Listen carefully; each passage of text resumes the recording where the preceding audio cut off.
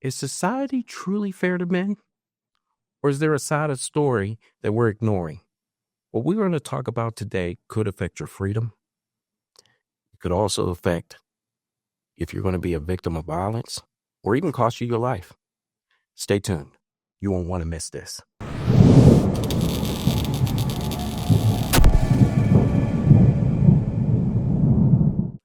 Hi, I'm Jerome Hill, and welcome to the Hill of Justice. Today I have Jack Kammer here with us. He's an author, a former probation officer, correctional officer, and law enforcement officer. And what we want to talk about today is definitely how these mechanisms can affect people in the criminal justice system.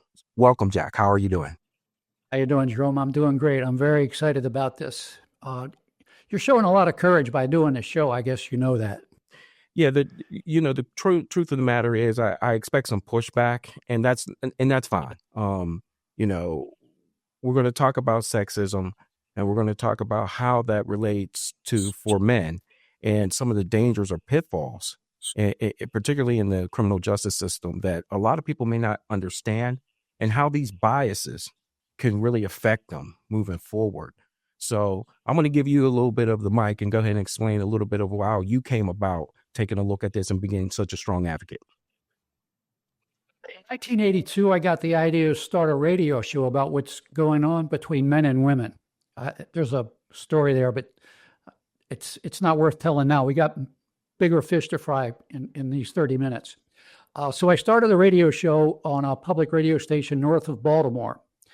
And it became quickly clear that there were serious social problems involved in the ways in which our society and our leaders and our government and our institutions just completely ignore the social problems of men and boys. The idea is men have all the power. And the idea is that when it comes to men's relationships with women, men are oppressors. And so nobody really wants to step up and say, well, no, we got to take care of men because we're the bad guys. We're the out group. Women are the in group. Also, I'm in the city of Baltimore, and Baltimore is a majority Black city. It's got a lot of social problems, a lot of strife and turmoil between men and women. And it's not just among Blacks where this occurs, but it is a majority Black city.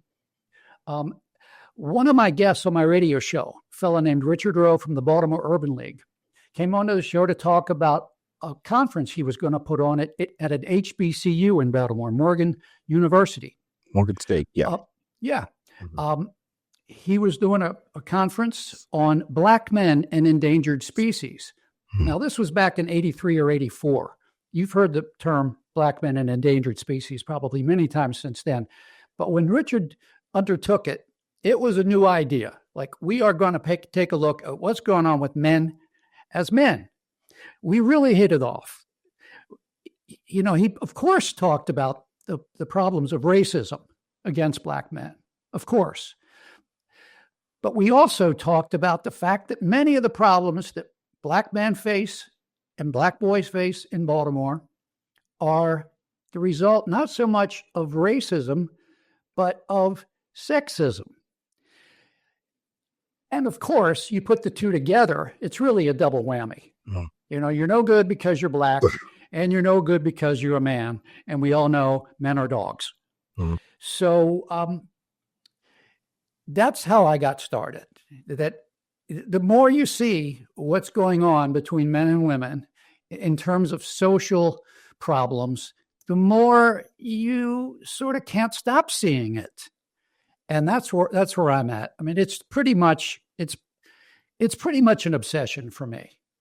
I just really, it's the main thing in my life is to try to get our leaders to say things like, women are great, but they're not perfect. Men aren't perfect, but we're great. That's a very difficult thing to say, because if you say women aren't perfect, you will actually have some men, but many women say, we're not perfect. Thing wrong that we ever do. Mm-hmm. And you get into a fight. Right. And, of course, if a woman starts screaming at you, of course, the man is wrong. So it's very difficult to proceed with this, but we got to do it. And I think one of the main ways we have to change the current situation is to call on the women who are fair-minded and love men and respect men and love their fathers and love their uncles and their brothers, and they love their boys if they're mothers.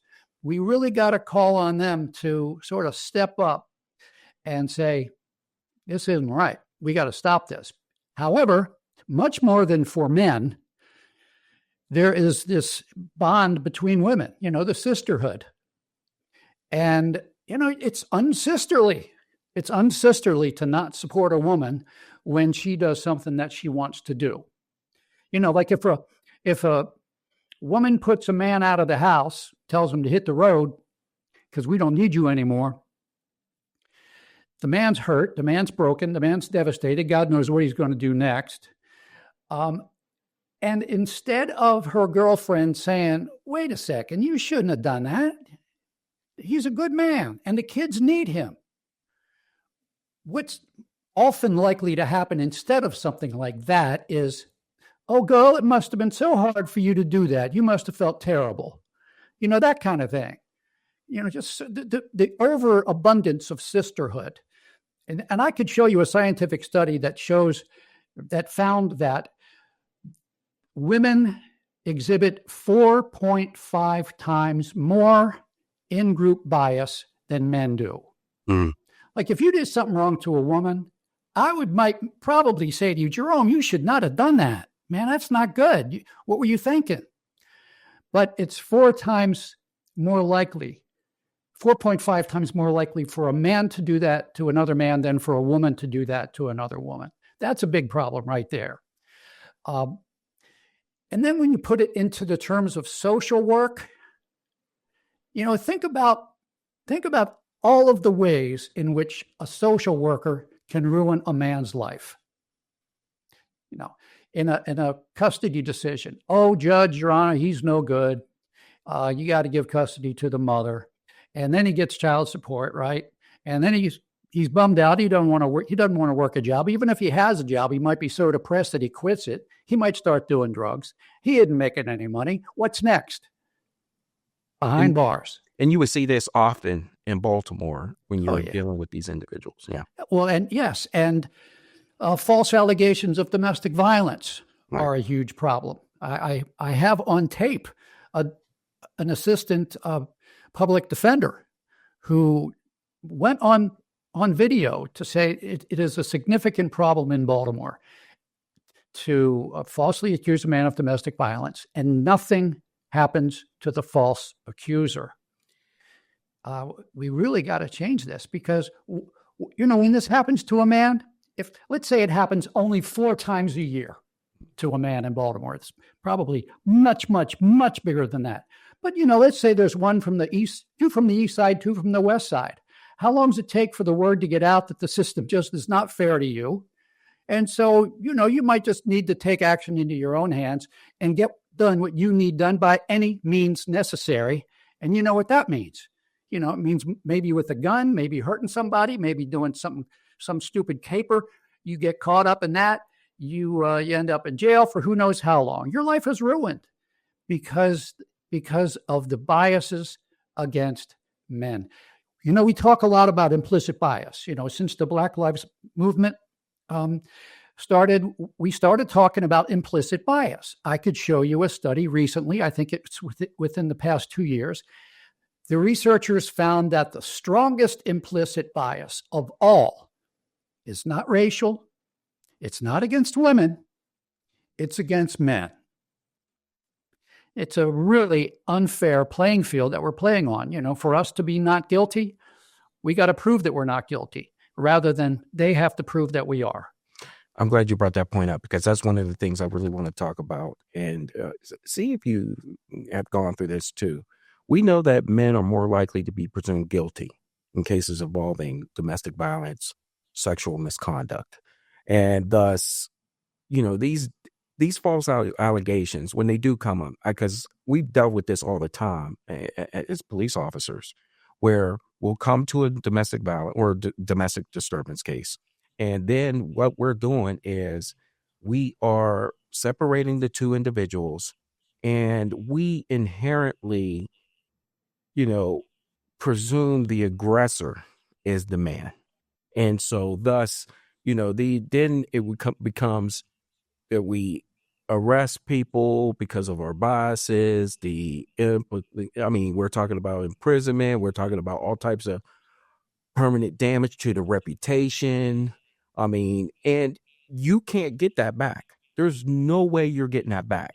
And what bothers me about the legal system in some ways is that how they go about saying that, better safe than sorry, and that's why they're going there. But you know, you, how can you fight that? That's a really good question. And Jerome, there are we've been talking for just a few minutes. We've already talked about several significant problems. Uh-huh. And we could talk about a lot more problems.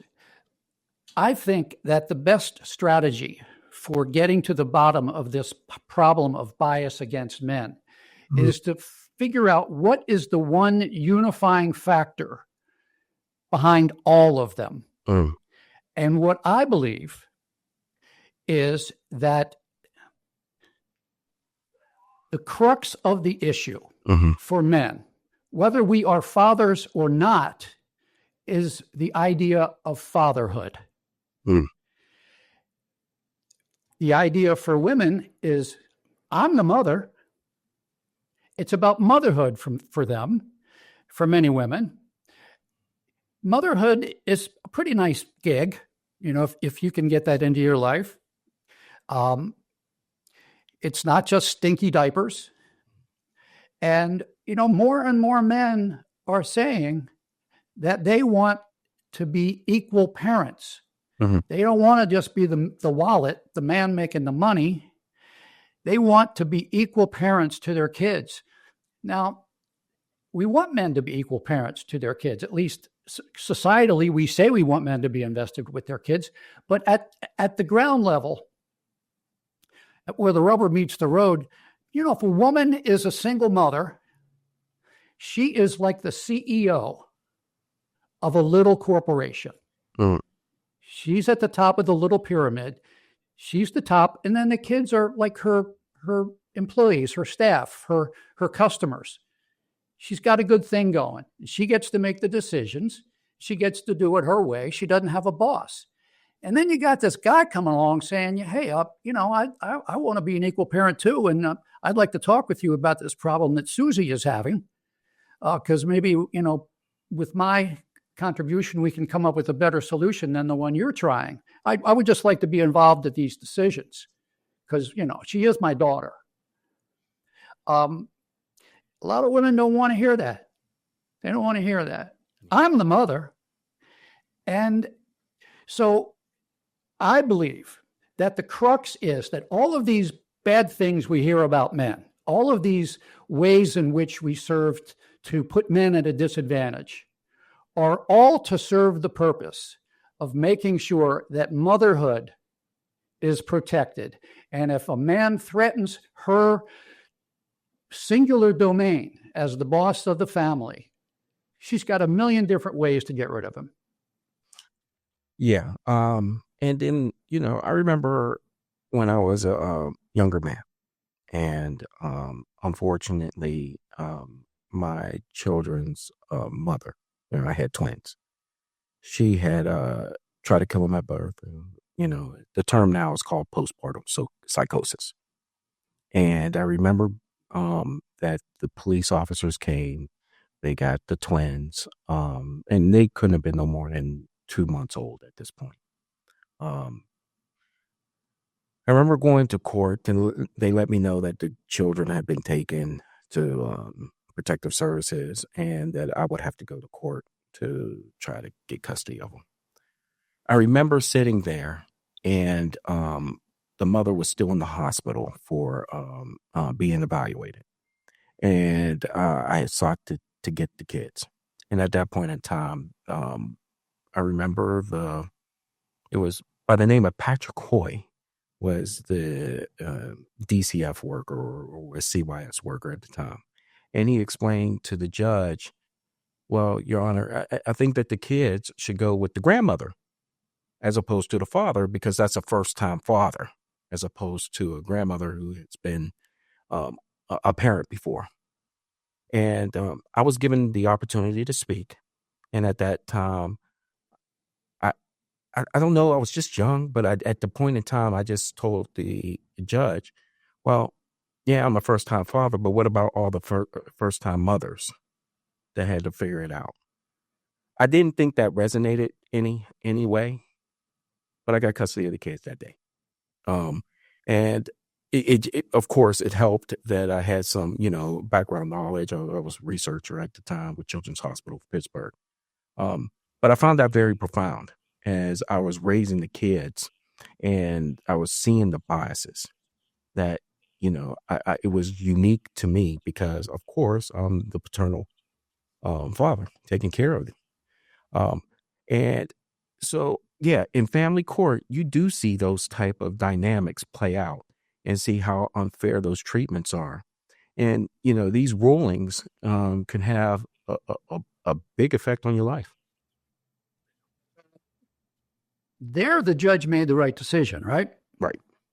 And it was the social worker who made the wrong decision. Mm. Well, I would argue, I think you would argue, that's the wrong decision. Right. And this was a male social worker, right? Correct. Yeah. Yeah. Okay. So let's talk a little bit about the sisterhood of social work. We talk a lot about the value of viewpoint diversity. The more different points of view you have looking at a problem, the more likely you are to come up with a good solution. Well, there isn't a lot of viewpoint diversity in social work. Even the men are very heavily invested in the idea of, the patriarchy, men as oppressors of women, men being obsessed with the need for power and control. And even, this is pretty astounding, but it's even the case that the Council on Social Work Education, which is the accrediting body for schools of social work in the United States, they have, the Council on Social Work Education every year offers a feminist scholarship award. A feminist scholarship award for social workers. Never heard of that before. Well, they don't want you to know about it, apparently. Mm-hmm. It's sort of like the sisterhood's little secret. It's all about feminism. I mean, imagine if the police department had an award for the National Rifle Association. Mm-hmm. Whoever could write the best essay on why everybody should have AK-47s. It's craziness to have an institution that is supposed to be about fairness and justice and listening to both sides of every story and meeting people where they are. That's the profession of social work. It's not good to have social work deeply embedded with a feminist slant on what goes on between men and women. Mm-hmm. Well, but it does. When I think of domestic violence, and I want to go ahead and talk about men who are victims of domestic violence and how they struggle to get law enforcement, including me at some point in my career, to take their case seriously. Like, you really telling me you got beat up? I couldn't understand that at that time. Of course, I had to mature into my position, but initially, I couldn't put that, shake it off, if you will. And in some cases, if it's a little bit more severe, we're arresting them for defending themselves. In many instances. And I could go on with stand your ground and so on and so forth, as it comes to self-defense laws and that. But that was my filter when I was younger. Did you come to learn through your experience when you about men being victims of domestic violence? Yeah. So what did you learn about how that can happen? how I evolved was basically, seeing so many domestic violence cases, whether it's in Pittsburgh, Baltimore, or down here in Florida. Um, you get good at your craft, and you really get good at who is being truthful, who isn't being truthful. Of course, you're taking a look at, any type of damages that were, and the stories that are involved in it. And over a particular amount of time, every story isn't cookie cutter where you can go ahead and put a square into a square. Sometimes people are trying to put a square into a circle. Well, let's point out to the audience that when a woman starts beating up on a man, what's the first message from his upbringing that flashes into his head? You never hit a woman. Right. You never hit a woman. Mm-hmm. So that puts him at a disadvantage of getting hurt. Mm-hmm. Secondly, women are not stupid, and they're not going to, say, put up your dukes and let's fight. They'll attack when the man is maybe asleep. Maybe he's in the shower. Maybe he's been drinking a little bit, maybe a lot. Maybe he's been drinking a lot. Maybe he's at the top of the stairs, and she can just sort of give him a little nudge to let gravity do the rest. She can use weapons. Just imagine living in a house where you never know. Right. You never know when somebody's going to go off on you and just whack you upside the head while you're watching a football game. I got a story about that too. Okay. So the incidence of domestic violence between men and women, the proportion of initiation, who initiates the violence more, is about 50-50. But the style of domestic violence is not the same. Men commit domestic violence often, not always, in ways different from the ways in which women find advantageous. So it's also important to point out here that it's to women's interest to not allow women, their sisters, to get away with pounding on the man and then having the man taken away. Because the number one, well, first of all, he's going to come back from jail. He's going to be really mad. And then the number one of the very top reasons for women to get really hurt in domestic violence by a man is when she starts it. He just gets so frustrated, so confused, so bamboozled that he strikes out. And the message that he gets to never hit a woman just completely goes away, and he's causing her really great harm. Right. And she's the instigator, but she got really great harm, so she's got a bigger bruise than he does, so he's the one who goes away. He's gone. Yep. He's gone. And that's where, we see where things are applied differently when it comes to gender. And, it's certainly where they're not charged evenly either on top of that, and so, acting in self-defense can really put you at tremendous disadvantage if you're a male, and you have to be cognizant of it. And if you're not, it even bleeds into, civil service selection. If you want to take a look at it like that, who is getting drafted, guys? Guess what you got to do? You better go ahead and register, because if you don't, you're facing this. You're facing some imprisonment, or you can't get jobs, and so on and so forth. Oh my goodness, it goes on and on and on. It does, and there's a lot of pressure on men, and when men feel a lot of pressure, and they're struggling with how hard it is to fulfill the manly male role of being the provider, especially in economically depressed areas like some of our inner cities.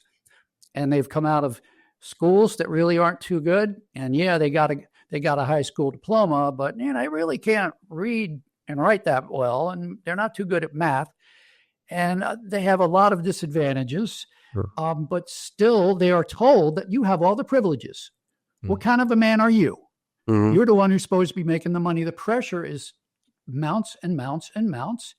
And I hope it's okay. I know that that Juming can bleep this out if it's not okay. But when I was a parole and probation agent in Baltimore, I used to ask some of my guys, I said, so is it really true that, how often did you hear as you were growing up, black men ain't shit? And the most common answer I heard was all the time. Yeah. All the time. I've heard that over and over again. So how do you be not shit? Right. If you're a man with a record, a lousy education, no real skills, somebody who really doesn't appreciate you for your chump change job. Right. How do you be not shit? Well, guess, we can guess, right? You get to be not shit by having a lot of bling, a lot of gold, a lot of money. How do you do that? Well, you just might hook yourself up with the drug crew. Yeah. And then you might make some money. And then after you spent that money, often on a woman, or to attract a woman by having a car that she likes. What happens then after you spend the money? Well, things go wrong and you just might be behind bars for a long time. Right. She isn't behind bars for a long time. You are. Well, that's for sure. And we could go ahead and take away from, the non-professional aspect to the professional aspect. When we're taking a look at the workplace, we're taking a look at legal harassment in the workplace. Don't be that guy. Do not be that guy, where some type of discrimination is placed on you when they say something, well, you said this or you said that. Especially with sexual harassment, you will be out of a job really, really, really, really quick, which begins to I need to ask, Jack, do you hate women? Yeah, that really is the key right there, isn't it? If you dare to say most women are great, but no women are perfect. When you're in a society where you cannot say no woman is perfect and then be accused of being a misogynist and a woman hater, you're in a world of hurt. Because if a man does have a legitimate complaint about a woman, something she did or something she said or some attitude she has, and he dares to express it, very often the response to him won't be, really tell me more. The response often will be, that's misogyny. You're a woman hater. And so I have come to believe that the biggest cause of misogyny right now is the overuse of the word misogyny. Because if I'm told I'm a misogynist because I do not subscribe to the idea that I must always act like women are perfect, I can't do that. And so my feelings, my sad feelings about the woman are not going away. Where do they go? They go underground and they fester until they explode. And then you really do have some bad happenings to the woman. But, it's not misogyny to say, hey, I really didn't like that you just did that. That was wrong. Don't do that, please. That's not misogyny. Right. It's not misogyny. And getting back to that point, we're talking about, I think that there's a perversion of all types of definitions, whether it be with sexism, discrimination, harassment, misogyny. I think that a lot of people intertwine those things and it becomes problematic, especially if you're trying to go ahead and defend yourself or even if you're trying to go ahead and lay out the case that, even if something was untoward or unwanted, that you at least be given the opportunity to correct that. And a lot of people don't, and it goes straight into purgatory when it's done. So what you just said, Jerome, sounds good, but it's really not good because we really must believe the woman. Believe the woman. Call the man a liar is basically what that gets down to. Believe the woman, call the man a liar. And this is one of the things, and I like to end the show in this way, that naturally, when we talk about these films of life, these attitudes that exist out there, we're not saying to the population that there isn't a representation for women or anything of that ilk. There is, but we need to open up the eyes, and so we can show you the biases that exist out there that can land you as a male into a world of hurt, and you don't want to be in that hurt locker. That is something that you, in many instances, can put you in destitute for the rest of your life, or even worse. So I just wanted to go ahead and say, Jack, thank you for coming on to the show. Thank you for giving us that perspective. It was really enlightening. I'm sure that we're going to go ahead and get some type of views and certainly some attitudes about that, but that's okay. It's supposed to be Thank that you, way. Jerome. No, Thank you I very much. appreciate you. And I want to go ahead and tell all the audience, please subscribe. And also, I want to go ahead and thank Delmas Studios for producing this. And until next time, thank you, everyone.